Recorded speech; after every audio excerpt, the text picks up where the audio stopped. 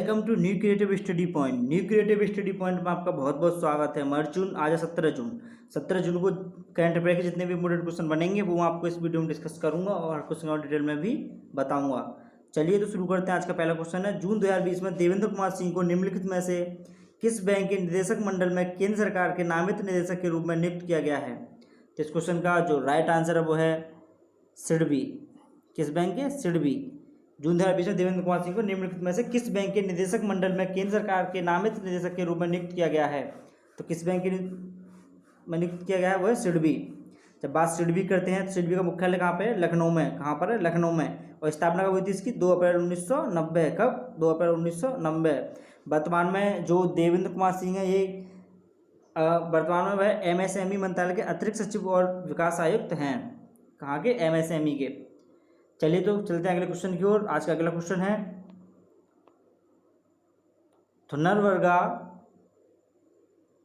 थुनरबर्गा gene निम्नलिखित देशों में से किस देश से पाया गया हंट्समैन मकड़ियों का एक नया जीनस है? तो इस क्वेश्चन का जो राइट आंसर है वो है मेडागास्कर। कहाँ का? मेडागास्कर। कहाँ पाया गया है? मेडागास्कर में। जब बात मेडागास्कर की करते हैं तो राजधानी कहाँ पर है? अंतानानारिवो और मुद्रा मेडागास्कर एरियरी। मेडागास्कर एरियरी। अध्यक्ष एंड्री राइजोलीना। मकड़ियों के एक समूह का नाम स्वीडिश जलवायु प्रचारक ग्रेटा थुनबर्ग के नाम पर रखा गया है। किसके नाम पर? Greta Thunberg.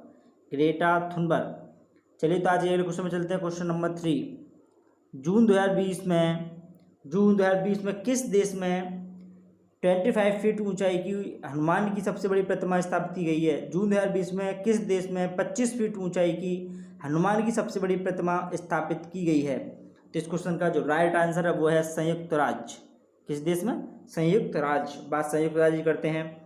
संयुक्त राज्य अमेरिका के डेलावेयर में 25 फीट ऊंचाई की हनुमान की सबसे बड़ी प्रतिमा स्थापित की गई है।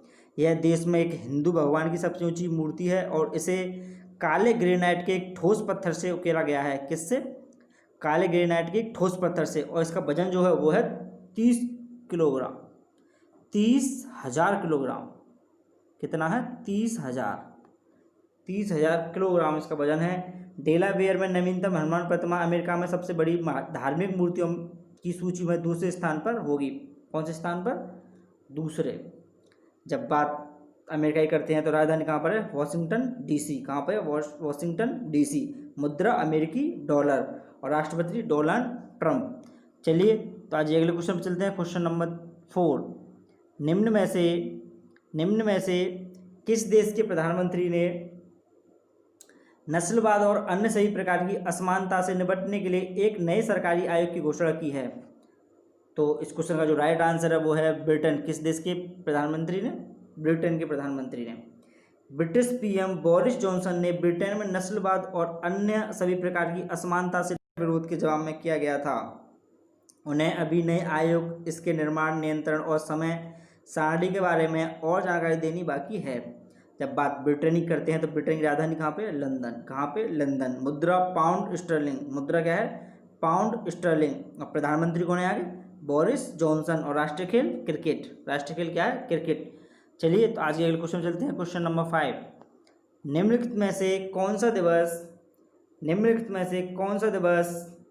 प्रत्येक वर्ष 16 जून को दुनिया भर में मनाया जाता है?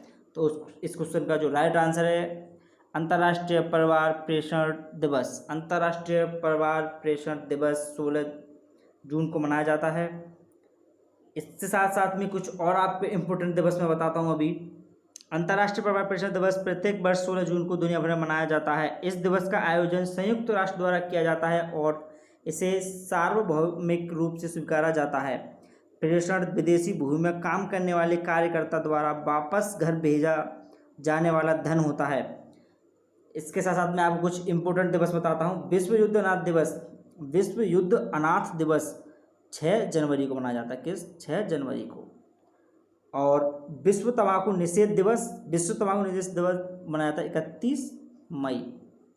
कब? 31 मई। और विश्व संगीत दिवस 21 जून। ये दिवस जो मैं बता रहा हूँ काफ़ी इंपॉर्टेंट दिवस हैं। केवल 4 या 5 दिवस आपको बता रहा हूँ, बहुत ही इंपॉर्टेंट है एग्जाम पॉइंट ऑफ व्यू से। अंतर्राष्ट्रीय वामपंथी दिवस 13 अगस्त। अंतर्राष्ट्रीय वामपंथ दिवस 13 अगस्त। चलिए तो आज अगले क्वेश्चन में चलते हैं। Question number 6। अनमोल नारंग ने निम्नलिखित में से कौन सी संस्था से स्नातक करने वाले पहले पर्यवेक्षक सिख बनकर इतिहास रच दिया? तो इस क्वेश्चन का जो राइट आंसर है वो है यूनाइटेड स्टेट्स मिलिट्री अकादमी। यूनाइटेड स्टेट मिलिट्री अकादमी। अनमोल नारंग ने वेस्ट पॉइंट पर प्रतिष्ठित यूनाइटेड स्टेट्स मिलिट्री अकादमी से स्नातक करने वाले पहले पर्यवेक्षक सिख बनकर इतिहास रच दिया। चलिए तो आज अगले क्वेश्चन में चलते हैं। Question number 7। माधवराव पाटिल का जून 2020 में निधन हो गया। वह निम्नलिखित में से कौन से क्षेत्र से संबंधित थे? किस क्षेत्र से संबंधित थे वो थे एक राजनीति। किससे संबंधित थे? राजनीति से। पूर्व लोकसभा सांसद और जनलक्ष्मी सहकारी बैंक के संस्थापक माधवराव पाटिल का जून 2020 में महाराष्ट्र के नासिक जिले में निधन हो गया। कहाँ पे? नासिक जिले में। वे शरद पवार के कट्टर समर्थक थे। किसके कट्टर समर्थक थे? शरद पवार के। और 1999 में राष्ट्रवादी कांग्रेस पार्टी के गठन के बाद इसमें शामिल होने वाले सबसे पहले व्यक्ति थे। 1999 में राष्ट्रवादी कांग्रेस पार्टी के गठन के बाद इसमें शामिल होने वाले सबसे पहले व्यक्ति थे। पाटिल 1998 में 1998 में कांग्रेस के टिकट पर नासिक लोकसभा क्षेत्र से जीते थे। कहाँ से? नासिक लोकसभा क्षेत्र से। चलिए तो आज अगले क्वेश्चन चलते हैं। Question number 8। Defence Institute of advance technology DIAT द्वारा हर्बल तत्व का उपयोग करके विकसित किए गए कपास के मास्क का नाम क्या है? तो उसका नाम है पावित्रपति। क्या नाम है? Pavitrapati. Defence Institute of advance technology ने हर्बल तत्व का उपयोग करके कपास का एक मास्क विकसित किया है।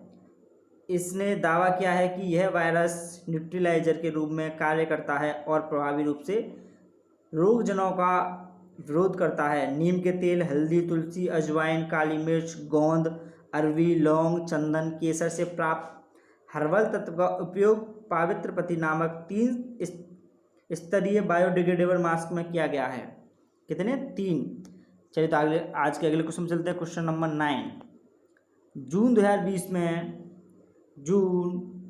में निम्नलिखित में से किसने एक मल्टी लोकेशन क्लेम सेटलमेंट सुविधा शुरू की है? तो किसने शुरू करी है? इसका जो राइट आंसर है वो है कर्मचारी भविष्य निधि संगठन। कर्मचारी भविष्य निधि संगठन EPFO ने हाल ही में एक मल्टी लोकेशन क्लेम सेटलमेंट सुविधा शुरू की है। यह देश भर में अपने किसी भी क्षेत्र कार्यालय से ऑनलाइन क्लेम के निपटान की अनुमति देगा।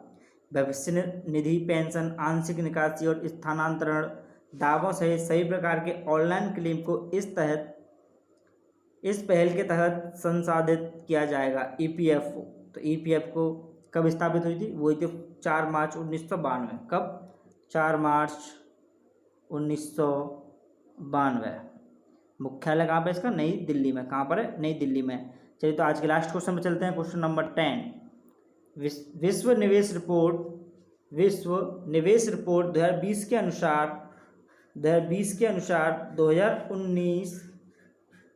2019 में दुनिया के सबसे बड़े FDI प्राप्तकर्ता की सूची में भारत किस स्थान पर है? तो किस स्थान पर है? 9वें स्थान पर। कौन से स्थान पर? 9वें स्थान पर। व्यापार और विकास पर संयुक्त राष्ट्र सम्मेलन के अनुसार भारत में प्रत्यक्ष विदेश निवेश में 2020 में तेजी से घट सकता है। देश में FDI का प्रभाव 2019 में 20% से बढ़कर $51 बिलियन हो गया। विश्व निवेश रिपोर्ट 2020 के अनुसार दुनिया के सबसे बड़े FDI प्राप्तकर्ता की सूची में भारत 2018 में जो भारत था वो 12वें स्थान से 2019 में 9वें स्थान पर पहुंच गया है। पहले 2018 में कितने स्थान पर था? 12वें स्थान पर। और अब किस स्थान पर पहुंच गया है? 9वें स्थान पर। किस स्थान पर? 9वें स्थान पर। चलिए तो मिलते हैं कल नई करंट अफेयर्स के साथ। तब तक के लिए thank you so much and all the very best.